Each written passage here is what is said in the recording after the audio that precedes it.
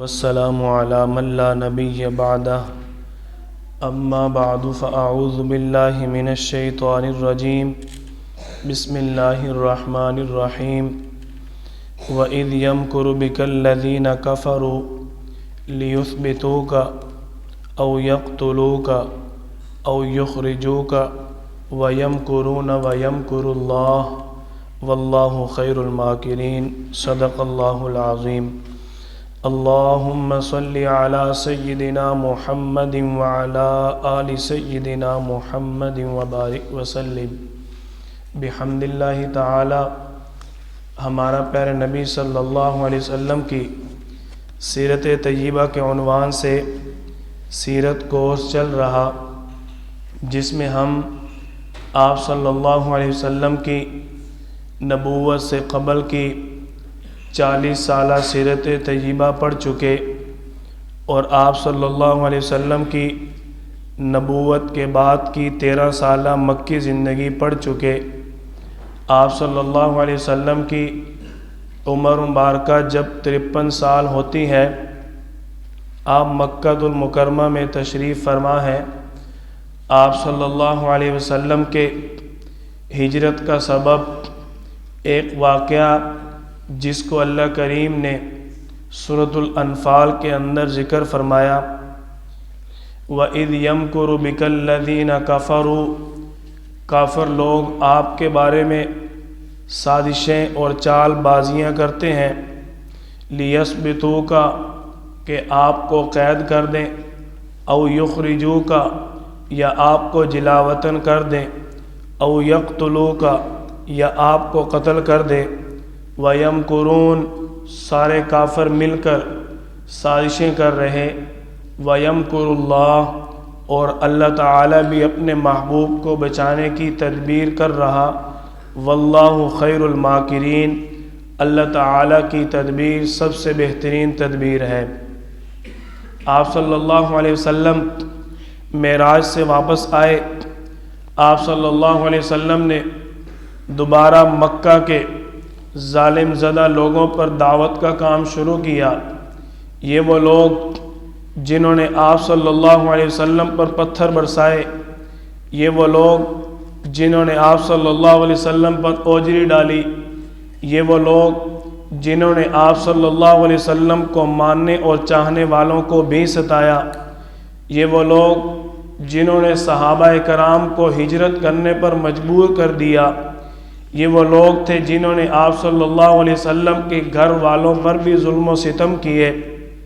ان کو آپ صلی اللہ علیہ وسلم نے کئی چھوٹے بڑے معجزات بھی دکھائے، اللہ تعالی نے اپنی قدرت کا اظہار بھی کیا، لیکن یہ لوگ اپنی سازشوں سے چال بازیوں سے باز نہ آئے۔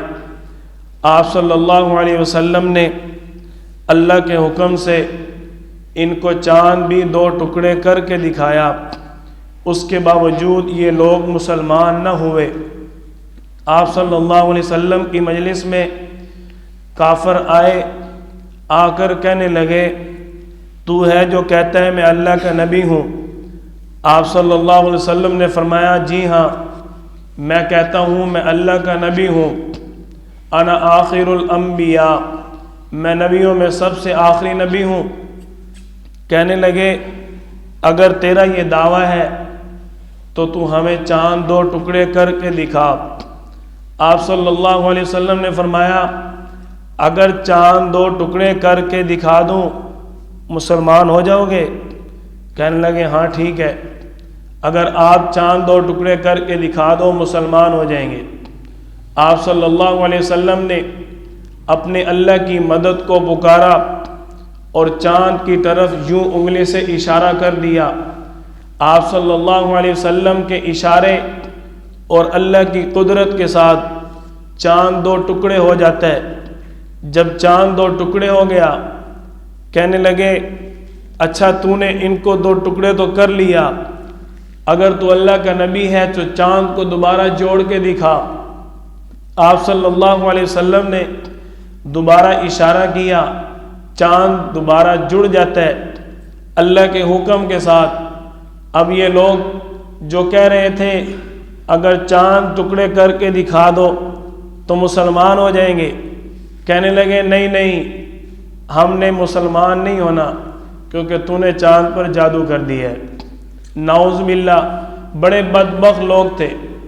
ان کے اندر ایک سردار تھا ابو جہل، یہ آپ صلی اللہ علیہ وسلم کو کہتا تھا لولا انزل علیہ ملک، تیرے ساتھ آسمانوں سے فرشتہ کیوں نہیں اترتا؟ آپ صلی اللہ علیہ وسلم نے فرمایا تم جتنا بھی زور لگا لو، میں اپنی دعوت والے کام سے باز آنے والا نہیں ہوں، کیونکہ یہ اللہ کا مجھے حکم ہے۔ آپ صلی اللہ علیہ وسلم کو جواب دیتے ہیں کہ تو کہتا ہے اللہ کا نبی ہوں، اگر تیرے ساتھ آسمانوں سے فرشتہ اترے اور اس فرشتے کے ساتھ تو آسمانوں پہ جائے، ہمارے سامنے تیرے ساتھ فرشتے آ جائیں اور وہ فرشتے آ کر کہیں تو اللہ کا نبی ہے، میں پھر بھی نہیں مانوں گا۔ یہ ابو جہل اتنا بدبخت تھا۔ اب آپ صلی اللہ علیہ وسلم کی مکہ المکرمہ کی زندگی تکمیل کے مراحل میں ہے۔ ان لوگوں نے آپ صلی اللہ علیہ وسلم کو اتنا ستایا، اللہ کریم نے خود قرآن پاک کے اندر فرمایا فَالَّذِينَ هَاجَرُوا فِي سَبِيلِ اللَّهِ، وہ لوگ جنہوں نے اللہ کے راستے میں ہجرت کی، کس وجہ سے؟ مِن بَعْدِ مَا ظُلِمُوا، کہ ان پر ظلم کیا گیا، لَنُبَوِّئَنَّهُمْ فِي الدُّنْيَا حَسَنًا، اللہ کریم نے پھر ان کو اچھی جگہ پر دنیا میں مقام دیا۔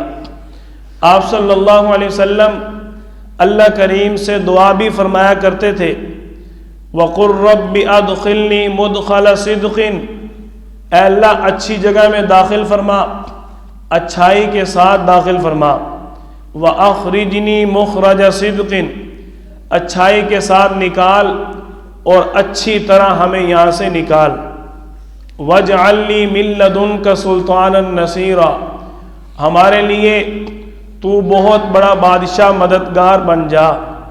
آپ صلی اللہ علیہ وسلم اللہ کریم سے دعا فرمایا کرتے تھے، اللہ نے آپ کی دعاؤں کو قبول کیا اور آپ صلی اللہ علیہ وسلم کو بحفاظت مکہ سے مدینہ طیبہ ہجرت کرنے کا حکم عطا فرما دیا۔ آپ صلی اللہ علیہ وسلم کی مکہ کی آخری زندگی کا آخری سال ہے۔ آپ صلی اللہ علیہ وسلم مکہ میں زندگی گزار رہے، ادھر کافر تدبیریں کر رہے، سازشیں بنا رہے، چالیں چل رہے ہیں کہ کس طرح ہم اس کو یہاں سے نکالیں۔ کافروں نے دار الندوہ مقام پر، یہ مشرکین مکہ کا بہت بڑا پارلیمنٹ تھا، انہوں نے اجلاس بلا لیا۔ اس اجلاس کے اندر مشرکین مکہ کے جتنے بڑے بڑے سردار ہیں سارے شریک ہوئے، اور ایک بزرگ کی شکل میں شیطان بھی نجدی آ کر بیٹھ گیا۔ اب آپ صلی اللہ علیہ وسلم کے خلاف اجلاس شروع ہوا، مشورے آنا شروع ہو گئے۔ پہلا مشورہ آیا لِيَثْبِتُوكَ، اس کو قید کر دیتے ہیں، جب یہ قید ہو جائے گا تو دعوت کا کام چلے گا نہیں، جب دعوت کا کام چلے گا نہیں تو اسلام پھیلے گا نہیں، جب اسلام پھیلے گا نہیں تو ہمارے دین کی توہین بھی نہیں ہوگی۔ یہ مشورہ دیا، ساتھ ہی اسی مشورے کے اوپر تبصرہ شروع ہوا، بحث شروع ہوئی۔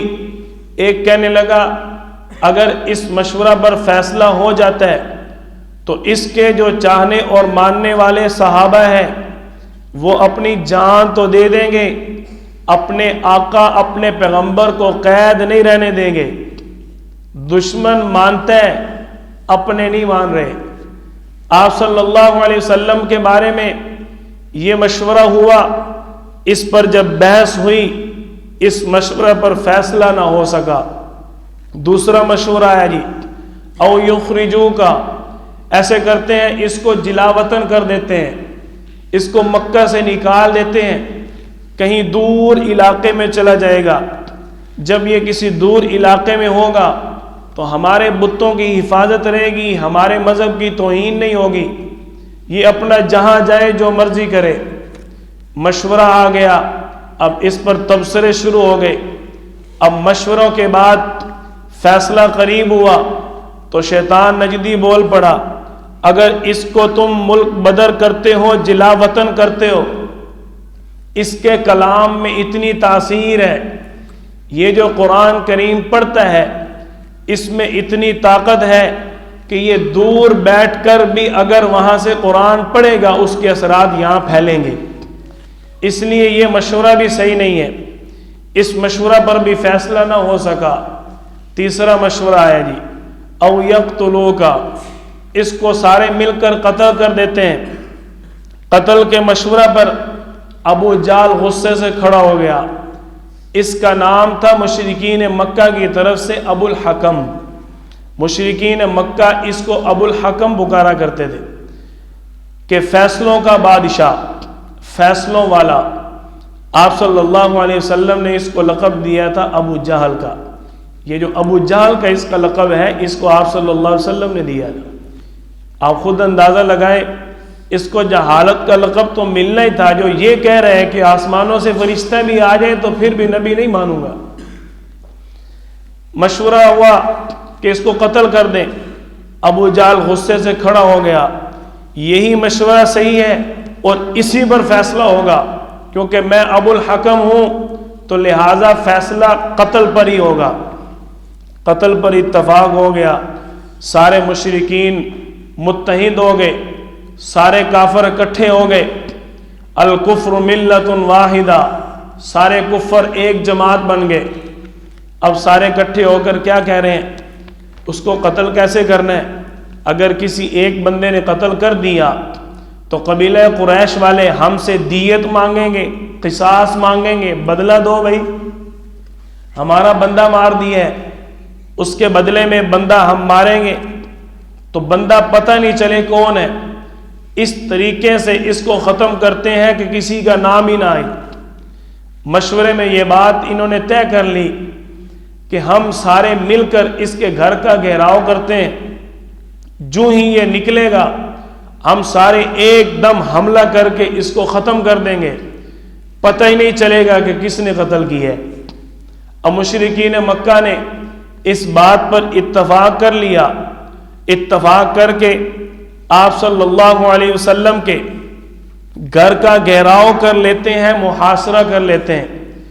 اب محاصرہ کر کے مشرکین مکہ کفار جمع کہ ہم نے اس کو آج ختم کر دینا ہے۔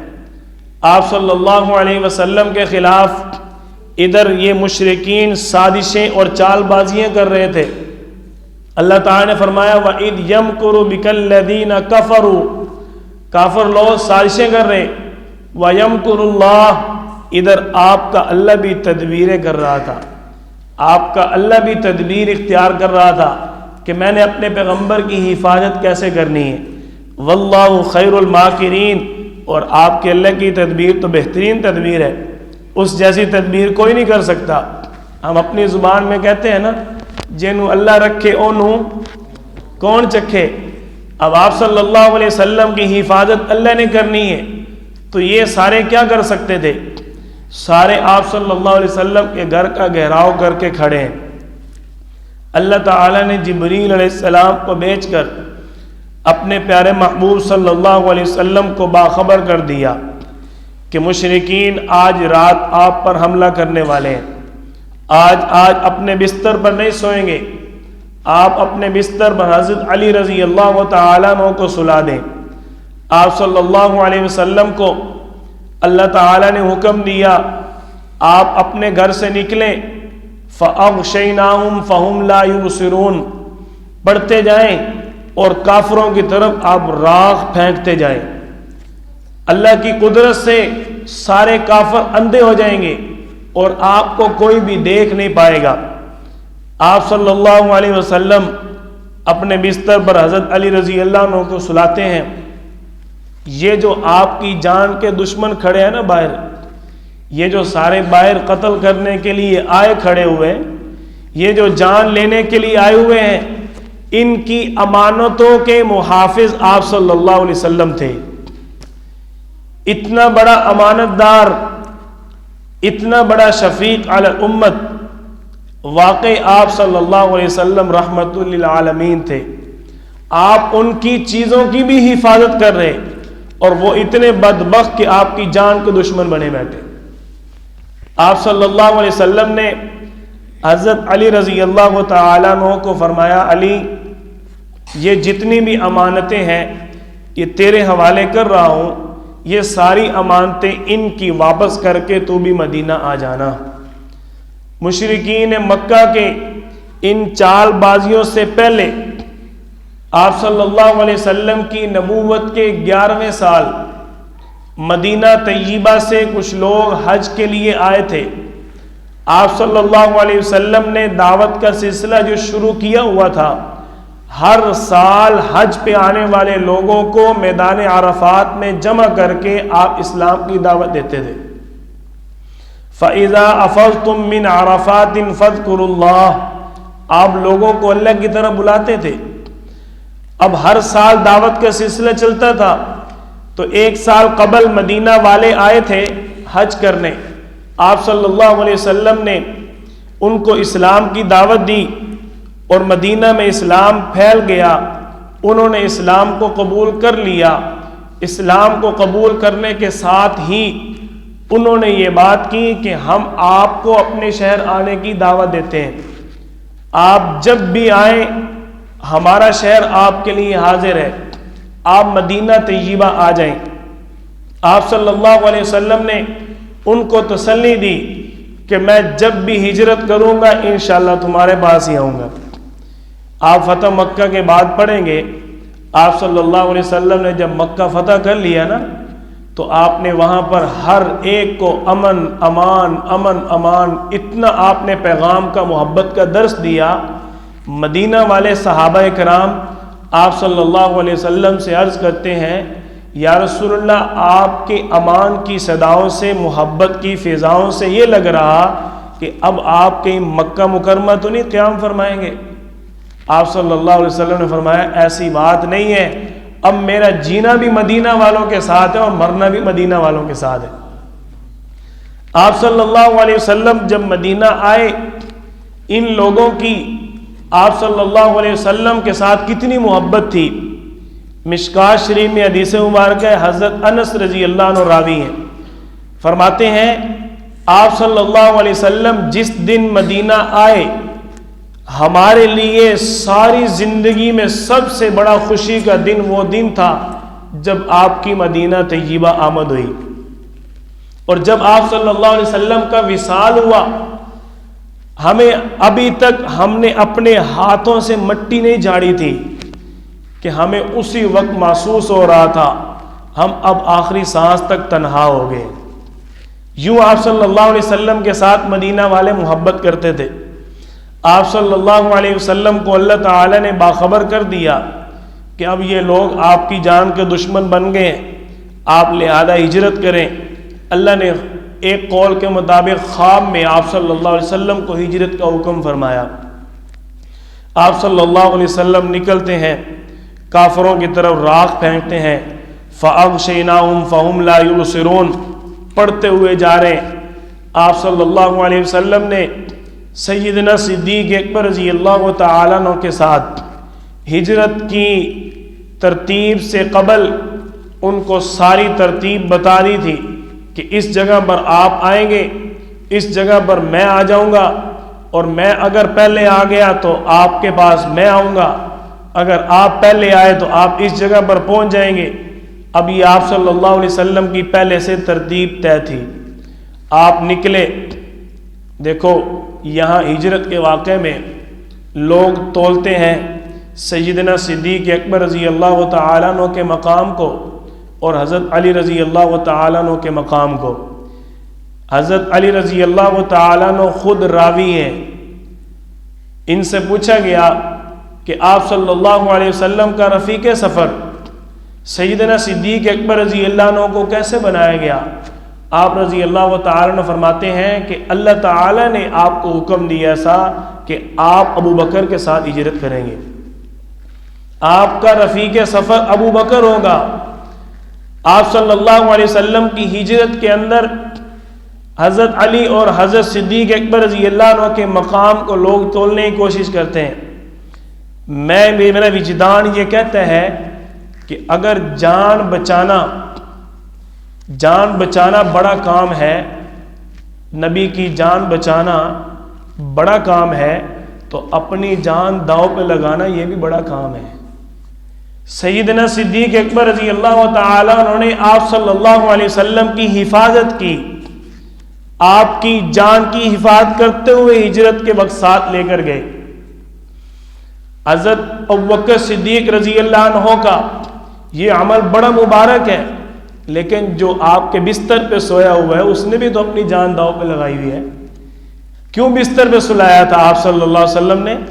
کیونکہ اللہ تعالی نے فرمایا یہ آپ کو آج ختم کرنے والے ہیں، تو علی آپ بستر پہ سو جائیں۔ حضرت علی رضی اللہ تعالیٰ عنہ فرماتے ہیں میں پوری زندگی اتنی سکون کی نیند کبھی نہیں سویا جتنی راحت اور سکون والی نیند میں ہجرت کی رات آپ صلی اللہ علیہ وسلم کے بستر پہ سویا تھا۔ آپ صلی اللہ علیہ وسلم کی خاطر اپنی جان داؤ پہ لگا کے لیٹے نا، تو اللہ تعالیٰ نے صحابہ کرام کو آپ صلی اللہ علیہ وسلم کے لیے چنا تھا، ہر ایک سے بڑھ کر تھا، ہر ایک اپنے آپ کو ایک سے بڑھ کر پیش کرتا تھا۔ وہ ہماری طرح نہیں تھے بھائی، ہماری طرح نہیں تھے مجھے یہاں کھڑا کر دیا، مجھے وہاں کیوں نہیں کھڑا کیا، میری ڈیوٹی ادھر لگا دی ادھر کیوں نہیں لگائی، وہ ہماری طرح نہیں تھے۔ آپ صلی اللہ علیہ وسلم ایک مرتبہ خطبہ دے رہے، غالباً حضرت عبداللہ بن مسعود رضی اللہ تعالیٰ عنہ کے بارے میں ہے، آپ خطبہ کے اندر مسجد میں ایک شخص کھڑا ہو گیا، آپ نے اس کو خطبہ کے دوران فرمایا اجلس بیٹھ جا۔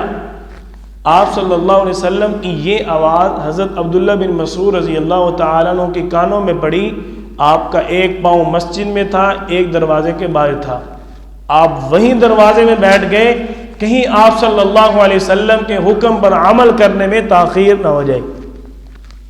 یہ تھے صحابہ۔ لوگوں نے پوچھا آپ ادھر دروازے میں بیٹھ گئے، جواب دیا آپ صلی اللہ علیہ وسلم نے فرمایا اجلس، آپ کی آواز کانوں میں ہو اور میں کھڑا رہوں، یہ کیسے ہو سکتا ہے؟ یہ تھے صحابہ، جس کی جہاں ڈیوٹی لگائی اس نے اسی جگہ پر اپنی جان دینے کو اپنا فرض سمجھا۔ اب صدیق اکبر رضی اللہ عنہ کی ڈیوٹی لگ گئی کہ تو نے میرے ساتھ جانا ہے۔ حضرت علی رضی اللہ تعالی عنہ کو ذمہ داری ملی کہ آپ نے میرے بستر پہ لیٹنا ہے اور ساری امانتوں کی حفاظت کرنی ہے۔ اس کی وجہ کیا تھی مزید وضاحت کر دیتا ہوں۔ حضرت صدیق اکبر رضی اللہ تعالی عنہ نے آپ صلی اللہ علیہ وسلم کی نبوت کے 5ویں سال 45 سال کی عمر میں جب مشرکین مکہ مل کر آپ صلی اللہ علیہ وسلم کو مار رہے تھے، ابوبکر رضی اللہ تعالیٰ عنہ نے بچایا۔ ابوبکر رضی اللہ تعالیٰ عنہ دوڑے، آپ صلی اللہ علیہ وسلم کی حفاظت کی۔ حضرت علی رضی اللہ تعالیٰ عنہ خود فرماتے ہیں ایک مرتبہ حضرت علی رضی اللہ عنہ سے سوال کیا گیا کہ سب سے بہادر کون ہے؟ تو حضرت علی رضی اللہ عنہ جواب دیتے ہیں کہ سب سے بہادر میں نے اگر آپ صلی اللہ علیہ وسلم کا ساتھی دیکھا تو وہ ابو بکر تھا۔ لوگ کہنے لگے ہم نے تو سمجھا آپ اپنا نام لیں گے، آپ نے خیبر کو اکھاڑا، اسد اللہ، اللہ کے شیر کا لقب آپ کو ملا ہے، آپ جنگجوؤں میں ایک بہت بڑے نامور بہادر مجاہد تھے، ہم نے تو سوچا آپ اپنا نام لیں گے۔ حضرت علی رضی اللہ تعالیٰ عنہ فرماتے ہیں ایک وقت ایسا تھا سارے مشرکین مل کر آپ صلی اللہ علیہ وسلم کو مار رہے، میں اس وقت چھوٹا تھا۔ حضرت علی بچوں میں پہلے مسلمان ہوئے نا، تو حضرت علی رضی اللہ تعالیٰ عنہ اس وقت چھوٹے تھے جب آپ کی عمر 45 سال ہوئی۔ حضرت علی فرماتے ہیں میں چھوٹا تھا، میں دیکھ رہا تھا کہ ابو بکر رضی اللہ تعالیٰ عنہ نے آپ صلی اللہ علیہ وسلم کی جان کی حفاظت اپنی جان کی پرواہ کیے بغیر کی، کہ مشرکین آپ کو مار رہے ہیں، ابو بکر رضی اللہ عنہ ہجوم میں گھس کر آپ صلی اللہ علیہ وسلم کی حفاظت کرتے ہیں۔ تو بہادر سب سے ابو بکر ہے۔ تو حضرت علی رضی اللہ تعالیٰ عنہ نے فرمایا کہ سب سے بہادر کون ہے؟ ابو بکر رضی اللہ تعالیٰ عنہ۔ آپ صلی اللہ علیہ وسلم نے جس کی جہاں ذمہ داری لگائی اس نے اپنے فرض کو نبھایا۔ اب آپ صلی اللہ علیہ وسلم وہاں سے نکلے، راستے میں ایک شخص نے دیکھا، مشرکین کا ایک شخص تھا، اس نے دیکھا، جا کر اپنے سرداروں کو پوچھنے لگا تم یہاں کیوں کھڑے ہو؟ کہنے لگے ہم آج اس کا کام تمام کر دیں گے، جو یہ کہتا ہے میں اللہ کا نبی ہوں، یہ ہمارے بتوں کی، ہمارے مذہب کی توہین کرتا ہے، ہم سارے آج مل کر آئے ہوئے۔ وہ کہنے لگا تم یہاں کھڑے ہو، وہ تو جا چکا ہے یہاں سے، اپنے سروں پہ دیکھو کیا ہے۔ انہوں نے اپنے سروں پہ دیکھا تو سروں پہ خاک پڑی ہوئی تھی، وہ جو آپ صلی اللہ علیہ وسلم نے پھینکی۔ دیکھو اللہ تعالیٰ کی قدرت، آپ صلی اللہ علیہ وسلم کا معجزہ کتنا زبردست، آپ دشمنوں کے سامنے گزر رہے، کوئی بھی دیکھ نہیں سکا۔ ہمارے بچے جو ہے نا چھوٹے چھوٹے، یہ جن بھوت والی کہانیاں پڑھتے ہیں، یہ ہجرت کا واقعہ پڑھو نا، سچا واقعہ ہے، زبردست واقعہ ہے۔ آپ صلی اللہ علیہ وسلم کافروں کے سامنے سے گزر رہے ہیں، اللہ نے غائب کر دیا۔ تو اگر غائب ہونے والے واقعات آپ کے دلچسپی کو، آپ کے ذہن کو فریش کرتے ہیں، آپ کی محبت کو بڑھاتے ہیں، تو آپ ہجرت کا واقعہ پڑھ لیں۔ آپ صلی اللہ علیہ وسلم سیدنا صدیق اکبر رضی اللہ تعالیٰ عنہ کے دروازے پہ پہنچے، آپ نے دروازہ کھٹکھٹایا نہیں، دروازہ صدیق اکبر نے کھول دیا۔ کمال نہیں ہے جی؟ کسی کے گھر جائیں تو دروازہ کھٹکھٹائے بغیر کھلتا ہے آسانی سے؟ کیوں جی؟ دروازہ تو کھٹکھٹانا پڑتا ہے۔ مشینوں کے ذریعے آج دروازے کھل رہے ہیں نا، آپ نے دیکھا ہے کمپیوٹرائز دروازے آ گئے ہیں، ابھی دروازے قریب جاتے خود ہی کھل جاتے ہیں۔ مشینوں کے ذریعے، الیکٹرانک ضربات کے ذریعے دروازے کھولنا کمال نہیں ہے، کمال ہے دل کی محبت کے ذریعے دروازہ کھولنا۔ کیوں جی؟ صدیق اکبر رضی اللہ تعالیٰ عنہ کے دروازے پہ آپ صلی اللہ علیہ وسلم پہنچے، صدیق اکبر رضی اللہ دروازہ کھول دیا۔ پوچھا ابو بکر تجھے کیسے پتا چلا کہ میں آ گیا ہوں؟ صدیق اکبر رضی اللہ تعالیٰ عنہ عرض کرتے ہیں یا رسول اللہ، آپ نے جب سے ہجرت والی بات کا اظہار کی ہے، اس دن سے لے کر آج تک ابو بکر پل پل آپ کی آمد کا انتظار کرتا ہے۔ اور صدیق اکبر رضی اللہ تعالیٰ عنہ نے آپ صلی اللہ علیہ وسلم کی ہجرت کے لیے 2 اونٹنیاں ان کو خوب کھلا پلا کر آپ کی سواری کا انتظام کیا ہوا تھا۔ ایسے ہوتے ہیں شاگرد، ایسے ہوتے ہیں وفادار صحابہ، ایسے ہوتے ہیں غلام، اپنے آقا کے ساتھ محبت کرنے والے ایسے ہوتے ہیں۔ آپ صلی اللہ علیہ وسلم کو آپ رضی اللہ تعالیٰ عنہ کی بیٹیاں میں حضرت سلمہ رضی اللہ تعالیٰ عنہ، وہ آپ صلی اللہ علیہ وسلم کے لیے کچھ تھوڑا بہت سفر کے لیے کھانا بنا کر دے دیتی ہیں۔ اب آپ رضی اللہ تعالیٰ عنہ آپ صلی اللہ علیہ وسلم کو لے کر چل پڑے۔ واقعات میں ملتا ہے کہ صدیق اکبر رضی اللہ تعالیٰ عنہ اپنی اونٹنی کو دوڑا کر کبھی سامنے لے جاتے ہیں، کبھی دائیں آتے ہیں، کبھی بائیں آتے ہیں، کبھی دوڑ کر پیچھے ہوتے ہیں۔ آپ صلی اللہ علیہ وسلم نے پوچھا ابو بکر یہ کیا کرتے ہو؟ یہ تم نے عجیب کام شروع کیا ہے۔ صدیق اکبر رضی اللہ تعالیٰ عنہ جواب دیتے ہیں یا رسول اللہ، جب مجھے خطرہ محسوس ہوتا ہے کہ دشمن سامنے سے آ رہا ہے، میں بھاگ کر سامنے آ جاتا ہوں۔ جب مجھے خطرہ محسوس ہوتا ہے دشمن آپ پر دائیں یا بائیں سے حملہ کرنے والا ہے، میں دوڑ کر دائیں اور بائیں ہو جاتا ہوں۔ یوں آپ صلی اللہ علیہ وسلم کی حفاظت کرتے ہوئے صدیق اکبر رضی اللہ تعالیٰ عنہ آپ کے ہجرت کے ساتھی بنتے ہیں، اور اب آپ کو لے کر غار ثور پر پہنچ گئے۔ غار ثور آج بھی پہاڑ ہے، آج بھی پہاڑ ہے، اس وقت کا پہاڑ، نوکیلے پتھر۔ اب اونٹنی پہاڑ پہ نہیں چڑھ سکتی، کیوں نہیں چڑھ سکتی ہے؟ اونٹنی پہاڑ پہ نہیں چڑھ سکتی۔ آپ صلی اللہ علیہ وسلم کے ساتھ آپ کے غلام صدیق اکبر رضی اللہ تعالیٰ عنہ ہیں، آپ صلی اللہ علیہ وسلم کو کندھوں پر اٹھا لیتے ہیں۔ سبحان اللہ، پہاڑ چڑھنا کوئی سوکھا کام ہے یار؟ پہاڑ چڑھنا کوئی آسان کام ہے؟ کیوں جی؟ پھر آپ صلی اللہ علیہ وسلم کو کندھوں پہ اٹھانا یار، نبوت کا وزن کتنا ہوگا؟ وہ نبوت، وہ منصب نبوت جس کو اللہ تعالیٰ نے طاقت دینے کے لیے شق صدر کیا، آپ پڑھ چکے ہیں۔ وہ منصب نبوت جس پر قرآن اترتا ہے، وہ قرآن جس کو اللہ فرما رہے ہیں اگر یہ پہاڑوں پر نازل ہو جائے تو ریزہ ریزہ ہو جائیں گے۔ اس منصب نبوت، اس عظیم شخصیت کو صدیق اکبر رضی اللہ تعالیٰ نے کندھوں پر اٹھایا ہوئے۔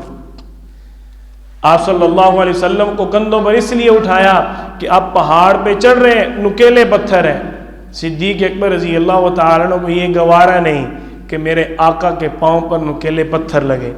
آپ صلی اللہ علیہ وسلم کو کندھوں پر اٹھا کر صدیق اکبر رضی اللہ تعالیٰ عنہ چڑھتے ہیں، غار ثور کے منہ پر پہنچ گئے۔ جب غار کے منہ پر پہنچے، اب آپ صلی اللہ علیہ وسلم سے عرض کرتے ہیں آپ ادھر ہی رک جائیں، میں غار میں پہلے جاتا ہوں، کہیں غار کے اندر کوئی بچھو، کوئی سانپ، کوئی اس طرح کی چیز نہ ہو جو آپ کو نقصان پہنچائے، میں جو ہوں آپ سے پہلے مرنے کے لیے آپ کے ساتھ آیا ہوں۔ صدیق اکبر رضی اللہ تعالیٰ عنہ غار میں گئے، اچھی طرح صفائی کی، صفائی کرنے کے بعد جو سوراخ چھوٹے چھوٹے نظر آ رہے تھے جن کے اندر یہ کیڑے مکوڑے اس طرح کی چیزیں رہتی تھیں، اپنے کپڑے پھاڑ پھاڑ کر سارے سوراخ بند کر دیے۔ یہ امام الانبیاء کے ٹھہرنے کا مقام ہے، یہ دو جہاں کے سردار ہیں بھائی، سید الکونین ہیں۔ آپ صلی اللہ علیہ وسلم اب غار میں آئے، ایک سوراخ کھلا رہ گیا تھا۔ صدیق اکبر رضی اللہ تعالیٰ عنہ نے اس سوراخ پر اپنی ایڑی رکھ لی اور آپ صلی اللہ علیہ وسلم کا سر مبارک اپنی گود میں رکھ کر آپ کو سلا دیا۔ کیا خوبصورت منظر ہوگا، صدیق اکبر رضی اللہ تعالیٰ عنہ کی شان کے کیا کہنے۔ ادھر مشرکین مکہ ڈھونڈتے پھر رہے ہیں، کدھر گئے۔ انہوں نے اعلان کر دیا کہ جو محمد بن عبداللہ صلی اللہ علیہ وسلم اور عبداللہ بن ابی قحافہ صدیق اکبر رضی اللہ تعالیٰ عنہ، ان دونوں دوستوں میں سے کسی ایک کو بھی تلاش کرے گا اس کو 100 اونٹ انعام ملیں گے۔ کتنے اونٹ؟ 100 اونٹ بھائی، ایک اونٹ کی قیمت آج کے حساب سے کم از کم 1.5 لاکھ روپے ہے، کم سے کم بتا رہا ہوں۔ تو 100 اونٹ کی کتنی بنے گی؟ 1.5 کروڑ۔ تھوڑا انعام ہے کیوں جی؟ بڑا انعام رکھا مشرکین مکہ نے۔ اسی انعام کو حاصل کرتے ہوئے کئی لوگ گزرے، کئی گئے تلاش کرتے ہوئے۔ ایک قافلہ آیا، وہ تلاش کرتے ہوئے غار کے منہ پہ جیسے ہی کھڑا ہوا ان کے پاؤں نظر آئے۔ صدیق اکبر رضی اللہ تعالیٰ عنہ عرض کرتے ہیں یا رسول اللہ اب کیا ہوگا؟ کہ دشمن تو آ پہنچا۔ آپ صلی اللہ علیہ وسلم نے فرمایا لا تحزن ان اللہ معنا، ابوبکر غم نہ کر، اللہ ہمارے ساتھ ہے۔ ادھر سراقہ بن مالک ابھی تک مسلمان نہیں ہوئے، ابھی تک رضی اللہ عنہ نہیں بنے، یہ بھی 100 اونٹ کا انعام اس کی تلاش میں نکلے اور غار ثور کے پاس پہنچے۔ ادھر آپ صلی اللہ علیہ وسلم 3 دن قیام کر کے غار ثور سے نکلے، سامنے دیکھا سراقہ بن مالک گھوڑے پر۔ آپ صلی اللہ علیہ وسلم نے دیکھا، ابوبکر رضی اللہ عنہ پھر آپ سے عرض کرتے ہیں یا رسول اللہ اب کیا ہوگا؟ اب تو پکڑے گئے۔ آپ صلی اللہ علیہ وسلم فرمایا لا تحزن ان اللہ معنا۔ کیوں؟ اللہ تعالی نے فرمایا تھا الا تنصروہ، تم میرے نبی کی مدد کرو، فقد نصرہ اللہ، کیونکہ اللہ نے اپنے محبوب کی مدد کر دی ہے۔ اذ اخرجہ الذین کفروا، جب کافروں نے میرے محبوب کو نکالا۔ ثانی اثنین اذ ہما فی الغار، جب وہ دونوں دوست، ایک اس کے ساتھ دوسرا صدیق اکبر، اذ یقول لصاحبہ، جب وہ غار میں پریشان ہوا اس کے ساتھی نے کہا لا تحزن ان اللہ معنا۔ اللہ تعالی نے سورۃ توبہ کے اندر اس بات کو بیان فرمایا۔ آپ صلی اللہ علیہ وسلم نے فرمایا ابوبکر غم نہ کر، اللہ ہمارے ساتھ ہے۔ کیوں؟ آپ صلی اللہ علیہ وسلم کی مدد اللہ نے فرما دی تھی نا، فقد نصر اللہ، اللہ نے آپ کی حفاظت کرنی تھی۔ وَيَمْكُرُ اللَّهُ وَاللَّهُ خَيْرُ الْمَاكِرِينَ۔ اب سراقہ بن مالک سامنے کھڑے، آپ صلی اللہ علیہ وسلم نے اللہ تعالیٰ سے دعا کی اس کا گھوڑا زمین میں دھس جائے۔ سراقہ بن مالک کا گھوڑا زمین میں دھس گیا، فوراً پریشان ہو گئے، یہ کیا ہو گیا؟ آپ بتائیں، یہ جو بچے جھوٹے واقعات پڑھتے ہیں، کیوں یہ کمال نہیں ہے؟ یہ تعجب کی بات نہیں ہے؟ گھوڑا زمین پر کھڑا کھڑا زمین میں دھس جائے، یہ تعجب نہیں ہے؟ آپ صلی اللہ علیہ وسلم کو دیکھا، اب سراقہ بن مالک کہنے لگے میں نے آپ کو پہلی مرتبہ دیکھا ہے اور یقیناً آپ کی وجہ سے میرا گھوڑا زمین میں دھس گیا، آپ مجھے بھی کلمہ پڑھا دیں، میں بھی مسلمان ہونا چاہتا ہوں اور میرے گھوڑے کو زمین سے نکال دیں۔ آپ صلی اللہ علیہ وسلم نے حضرت سراقہ بن مالک رضی اللہ تعالیٰ عنہ کو اسلام قبول کروایا۔ اب پھر اللہ سے دعا کی کہ یا اللہ ان کا گھوڑا زمین سے نکال دے۔ آپ صلی اللہ علیہ وسلم کی دعا سے ان کا گھوڑا زمین سے نکل کر زمین پر کھڑا ہو جاتا ہے۔ سراقہ بن مالک رضی اللہ تعالیٰ عنہ عرض کرتے ہیں یا رسول اللہ آپ اب حفاظت مدینہ جائیں، اب اس راستے سے جو بھی آئے گا وہ جانے اور میں جانوں۔ جان لینے آئے اور جان دینے والے بن گئے۔ جان لینے آئے تھے نا، اور کیا کہہ رہے ہیں اب ادھر جو آئے گا نا اس کی خیر میرے نہیں ہے، اس کو میں دیکھ لوں گا، ادھر کوئی بھی آئے گا تو اس کو میں سنبھال لوں گا، آپ جائیں۔ اب آپ صلی اللہ علیہ وسلم غار ثور سے نکلتے ہیں، مدینہ طیبہ کی طرف سفر شروع کرتے ہیں۔ آپ نے جو مدینہ کا مشہور راستہ تھا اس پر سفر نہیں کیا، آپ نے جو دوسرے راستے سے، جیسے آپ سمجھ لیں شارٹ کٹ جو راستے تھے ان سے نکلے۔ راستے میں ام معبد رضی اللہ عنہ کی جھونپڑی آئی۔ آپ صلی اللہ علیہ وسلم نے کچھ کھانے کے لیے 3 دن غار میں رہے، بھوک تو لگنی تھی۔ جتنے دن غار میں رہے، حضرت صدیق اکبر رضی اللہ عنہ کے غلام تھے عامر بن فہیرہ، یہ آپ صلی اللہ علیہ وسلم کو رات کو آ کر بکریاں چرانے کے بہانے یہ دودھ دے کر چلے جایا کرتے تھے، بس یہ اسی پر آپ کے 3 دن گزرتے تھے۔ اب آپ صلی اللہ علیہ وسلم ام معبد رضی اللہ عنہ کی جھونپڑی کے پاس سے گزرے، چراغ جل رہا تھا، دیکھا کچھ کھانے کے لیے مل جائے گا، اندر گئے، پوچھا ہاں جی، کہنے لگے کچھ بھی نہیں ہے، جو ریوڑ تھا میرا خاوند لے کر جا چکا، میرا خاوند چرانے کے لیے بکریاں لے کر گیا ہوا ہے، ایک بیمار بکری ایک کھڑی ہے صرف۔ آپ صلی اللہ علیہ وسلم نے ام معبد رضی اللہ تعالیٰ عنہ سے اجازت چاہی، اجازت مانگ کر آپ نے اس دودھ کو دھونا شروع کر دیا۔ جو ہی دودھ کے تھنوں کو ہاتھ لگایا تو تھنوں میں دودھ بھر آیا۔ ام معبد کیا کہہ رہی تھی؟ بیمار بکری ہے، اس میں سے دودھ کیا نکلنا ہے، لیکن آپ صلی اللہ علیہ وسلم نے جب ہاتھ لگایا تو تھنوں میں دودھ آ گیا۔ یہاں تک علامہ زرقانی نے اپنی تاریخ کی کتاب کے اندر لکھا ہے کہ سیدنا عمر بن خطاب رضی اللہ تعالیٰ عنہ کے دور مبارک تک وہ بکری زندہ رہی اور دودھ دیتی رہی۔ کئی مرتبہ مکہ اور مدینہ میں قحط پڑا، وبائیں پھیلیں، بکریاں بیمار ہوتی رہیں، لیکن یہ بکری دودھ دیتی رہی۔ یہ آپ صلی اللہ علیہ وسلم کی شان، جب تک وہ بکری زندہ رہی اس نے دودھ نہیں چھوڑا۔ یہ آپ صلی اللہ علیہ وسلم کا معجزہ تھا۔ 5 منٹ ہیں آپ کے پاس اور آپ صلی اللہ علیہ وسلم کا سارا واقعہ، سارا ماجرا ام معبد رضی اللہ عنہ دیکھ رہی ہیں، دیکھتی ہیں کہ یار یہ تو بڑا کوئی بختوں والا بندہ ہے۔ آپ صلی اللہ علیہ وسلم وہاں سے اپنا دودھ پیا، یہاں تک ملتا ہے کہ گھر کے سارے برتن بھر گئے۔ آپ صلی اللہ علیہ وسلم نے، آپ کے ساتھیوں نے اور ام معبد سب نے پیا، ابھی تک تھنوں میں دودھ باقی تھا۔ آپ صلی اللہ علیہ وسلم چلے گئے، ام معبد کا شوہر آ گیا، ابو معبد آیا، خیر ہے آج گھر میں بڑا عجیب و غریب سکون ہے، اور یہ دودھ کہاں سے آ گیا ہے؟ کہنے لگی آج ایک شخص آیا تھا، انہوں نے بھائی اس کا نام کیا تھا؟ سوچ میں پڑ گئی، اوہو نام تو پوچھا ہی نہیں، اتنی برکتیں لے لیں، اتنی چیزیں ان سے لے لیں اور دعائیں کروا لیں، لیکن میں نے نام تو پوچھا ہی نہیں۔ اب اپنے خاوند کو اگر نام نہیں بتاؤں گی تو وہ کیا سوچے گا؟